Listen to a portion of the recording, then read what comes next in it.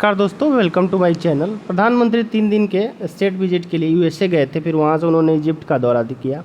वहाँ पे कई प्रोग्राम अटेंड किया, चाहे यूएन हेडक्वार्टर में योगा डे सेलिब्रेशन हो या यूएस असेंबली को एड्रेस किया, वाइट हाउस में डिनर, या कई बड़े कंपनी के सीईओ से मुलाकात की और कुछ इन्वेस्टमेंट भी आए और कुछ मेजर डील भी हुए। तो हम लोग इस वीडियो में जानेंगे कि क्या डिफरेंस है, what is the difference between state visit and official visit, और कितने तरह के होते हैं ये विजिट, और क्या क्या हाईलाइट है इस विजिट के, और क्या आउटकम्स आए और एग्रीमेंट क्या हुए। तो चलिए पहले समझ लेते हैं कि स्टेट विजिट और ऑफिशियल विजिट क्या होते हैं।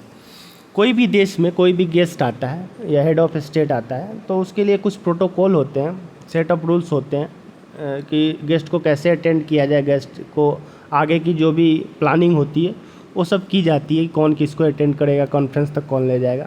ऐसे ही यूएसए में भी कुछ विजिट होते हैं, जैसे स्टेट विजिट। ये 5 तरह के होते हैं: state visit, official visit, official working visit और प्राइवेट विजिट। इसमें जो सबसे टॉप विजिट होता है स्टेट विजिट होता है। ये एक्चुअली स्टेट ऑफ हेड को इनवाइट किया जाता है, क्योंकि हमारे देश में आपको पता है कि स्टेट ऑफ हेड प्रेसिडेंट को कहा जाता है और जो चीफ ऑफ गवर्नमेंट होता है वो प्रधानमंत्री होता है। लेकिन पहली बार इसको यूएसए ने इनवाइट किया प्रधानमंत्री मोदी को यूएसए में, और यूएसए के प्रेसिडेंट ने प्रॉपर ऑफिशियल इनविटेशन भेजा था। इसके बाद ये विजिट पॉसिबल हुई और मोदी जी ने विजिट किया। और इसमें क्या क्या होता है, जैसे गेस्ट को ग्रैंड वेलकम मिलता है और हाई ऑफिशियल जो भी होते हैं उनको रिसीव करते हैं। जो 21 तोपों की सलामी दी जाती है वो होती है। पूरा स्ट्रीट और कॉन्फ्रेंस प्लेस जहाँ भी ये मीटिंग होती है, पूरा दोनों देशों के झंडे लगाए जाते हैं। भारत के झंडे लगाए गए थे, जैसा आप देख सकते हैं। स्टेट डिनर होता है वाइट हाउस में, और उसको खुद वहाँ के जो प्रेसिडेंट होस्ट करते हैं। जैसा कि आपने देखा है, देख सकते हैं कि खुद जो बाइडन और जिल बाइडन जो हैं वो मोदी को डिनर को होस्ट कर रहे हैं, जैसा कि आप देख सकते हैं वीडियो में। और जो बाइडन और उनकी वाइफ साथ में, और दोनों नेताओं में गिफ्ट एक्सचेंज होते हैं। जैसे कि मोदी जी ने इस बार जो लैबमेट डायमंड जो था गिफ्ट किया, जो कि ग्रीन डायमंड है 7.5 कैरेट की, जो कि सूरत में बनाया गया है, वो उन्होंने गिफ्ट किया। वहीं बाइडन ने मोदी जी को कुछ गिफ्ट किया, जो टी शर्ट था आई थिंक। वही जो गेस्ट रात्रि भोजन के बाद, मतलब डिनर के बाद जो विश्राम करते हैं, स्टे करते हैं, वाइट हाउस के गेस्ट हाउस होता है जिसे ब्लेयर हाउस कहते हैं, वहाँ पे ही ठहरते हैं। और आप इस इमेज में देख सकते हैं यूएसए का सर्वोच्च सम्मान है। किसी देश के लिए ये सबसे बड़ा सर्वोच्च सम्मान है जो यूएसए के तरफ से दिया जाता है, जो ये दर्शाता है कि दोनों देशों के बायलैटरल रिलेशन कितने मजबूत हैं। और जनरली यूएसए बहुत बड़े देशों या समृद्ध देशों को ऐसा सम्मान देता है, जिसमें एक इंडिया भी है। फिर मोदी जी को वहाँ पर जॉइंट असेंबली में वो एड्रेस किया। ये तब किया जाता है जब वहाँ के कांग्रेस ने इनवाइट किया हो, क्योंकि प्रेसिडेंट के इनविटेशन पे जॉइंट असेंबली को एड्रेस नहीं किया जाता है। यहाँ के कांग्रेस जब इनवाइट करती है तब वहाँ के जो जॉइंट सेशन हुआ, जिसमें मोदी जी ने एड्रेस किया यूएस जॉइंट कांग्रेस असेंबली को, और कई मुद्दों पे बात की। और इस विजिट के दौरान ही उन्होंने यूएन हेडक्वार्टर में योगा डे सेलिब्रेट किया। और आप देख सकते हैं इस इमेज में इंडिया का जो सॉफ्ट पावर है, जो कि पूरे वर्ल्ड में बढ़ रहा है, उसकी कुछ ये एग्जाम्पल है कि कैसे इंडिया जो योगा है वो पूरे वर्ल्ड में फैला रहा है और पूरा वर्ल्ड इसको फॉलो कर रहा है। इवन इसके साथ मुलाकात की वहाँ के जो बड़े बड़े कंपनी के सीईओ हैं, जिसमें इलोन मस्क से भी उन्होंने मुलाकात की। और इसके पहले हमारे देश में जो इस स्टेट विजिट के लिए गए थे मनमोहन सिंह 2009 में, ये सम्मान मिल चुका है। वो भी फॉर्मल विजिट पे गए थे। वहीं 1963 में हमारे देश के प्रेसिडेंट जो थे सर्वपल्ली राधाकृष्णन, वो भी ऐसे विजिट पे गए थे यूएसए में। पर यूएस असेंबली को 2 बार एड्रेस करने में पहले पीएम प्रधानमंत्री बन गए हैं, क्योंकि इसके पहले कोई भी प्रधानमंत्री 2 बार यूएस असेंबली को एड्रेस नहीं किया था। तो प्रधानमंत्री मोदी ने 2 बार एड्रेस किया। इसके पहले 2016 में उन्होंने एड्रेस किया था, फिर अभी। और दोनों देशों में कुछ मेजर डील हुए, उनके बारे में बात कर लेते हैं। पहली जो डील हुई है वो इंडिया फाइटर जेट इंजन के, जिसमें 80% टेक्नोलॉजी ट्रांसफ़र होगी, और इसको विस्तार पूर्वक हम लोग जानते हैं कि क्या क्या मेजर डील हुई है। भारत में, इंडिया में जी जनरल इलेक्ट्रॉनिक्स एरोस्पेस कंपनी के इंजन मैन्युफैक्चरिंग प्लांट को लगाया जाएगा।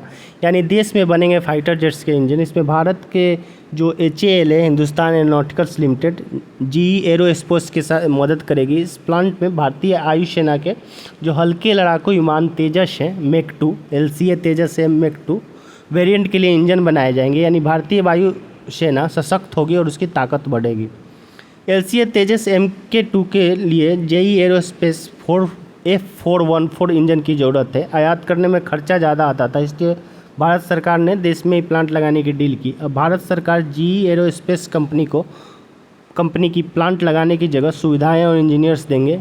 कंपनी इंजीनियर्स को ट्रेनिंग देगी और इसके तहत जी कंपनी देश में 99 फाइटर जेट इंजन बनाएगी और इन इंजनों का इस्तेमाल जो होगा वो तेजस Mk2 फाइटर जेट्स में किया जाएगा। दूसरी डील हुई आर्म ड्रोन्स की, जो भारत और अमेरिका के बीच 31 हथियारबंद आर्म ड्रोन्स को लेकर समझौता होने की पूरी संभावना है। और इस ड्रोन्स की बात हो रही है तो उनका नाम है MQ-9 रीपर। इन्हें प्रेडेटर के नाम से भी जाना जाता है।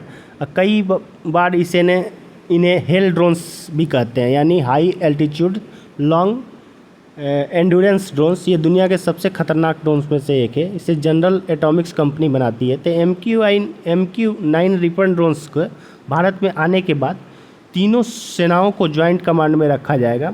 ज्वाइंट इन ड्रोन्स को आने के बाद सिर्फ देश की सीमाओं की सुरक्षा, जासूसी, निगरानी हो सकेगी इसके लिए, बल्कि भारत और अमेरिका मिलकर हिंद महासागर में चीन की जो हरकतें हैं और जो भी उनकी मूवमेंट है उस पर नज़र रख पाएंगे। और ये ड्रोन दुनिया भर में आतंकियों को मारने और कई युद्धों में विजय हासिल करने में मददगार रहा है। ये ऑलरेडी ट्रायल वर्जन है इसका, बहुत सारे युद्ध में ये इस ड्रोन का यूज हो चुका है।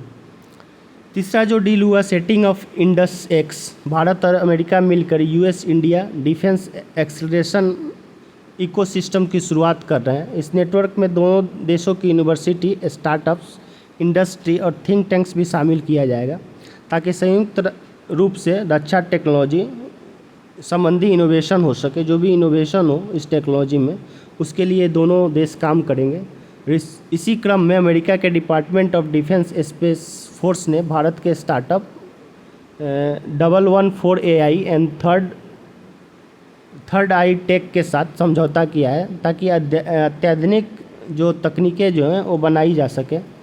और ये आर्टिफिशियल इंटेलिजेंस एंड सेमीकंडक्टर्स से जुड़ी तकनीकें हैं। और आगे बात करें अगर दूसरे डील की, स्पेस सेक्टर में भी कुछ डील्स हुए हैं। जो भारतीय एस्ट्रोनॉट्स को इंटरनेशनल स्पेस स्टेशन में अगले साल भेजा जाएगा, इसके लिए भारत और अमेरिका के बीच समझौता हुआ है।